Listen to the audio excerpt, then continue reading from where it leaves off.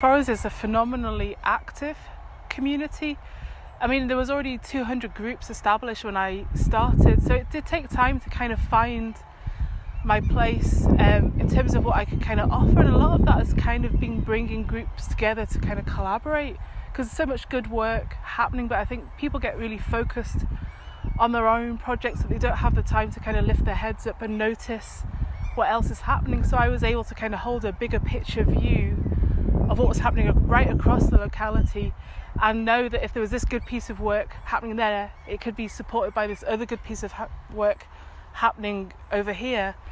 And I would say that's been absolutely realised in COVID, when the whole community right across the Forres ASG has come together as a joined up response, which has just been amazing. I think I had this moment where we were maybe a couple of weeks into the pandemic where we managed to get probably 20 plus people in a Zoom meeting together just to talk about what everybody was doing.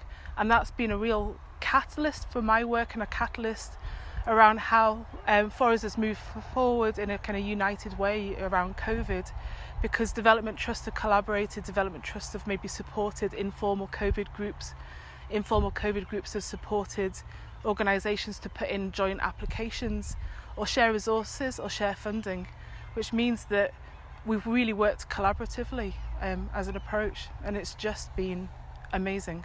Stuff has kind of developed as the pandemic has kind of progressed.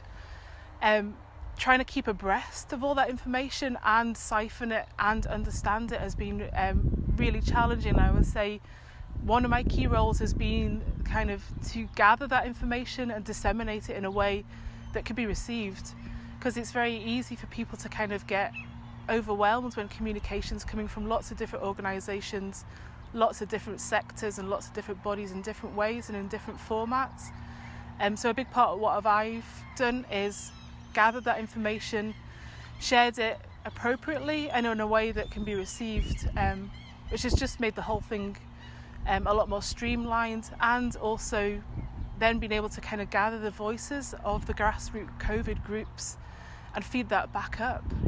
So that's kind of informing and inspiring how we as TSI respond to volunteers and what the volunteers' needs are. That's informing conversations with funders.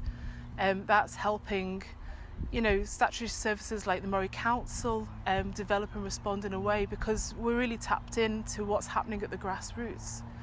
And I think supporting and strengthening the grassroots voice has been a key part of my role.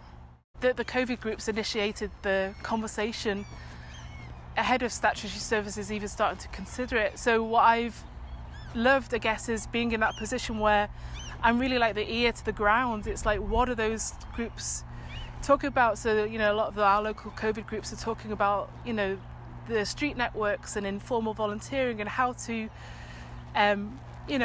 going forward, maintain the sense of community spirit that's developed, because now people do know the neighbours and know the needs of the neighbours and know who's in the community. So that's a really interesting conversation that, came from the grassroots, and I'm able to then take that, and then we can kind of support that conversation to kind of strengthen and develop its own momentum in a way that's meaningful and right for the people that were the volunteers, were the people that stepped forward to respond. The groups are, already considering how we safely come out onto our high streets and looking at kind of creative ideas. And these conversations feed into kind of community planning and stuff that's happening at a much more strategic level. And I find it absolutely fascinating and inspiring that conversations are already well underway at the grassroots.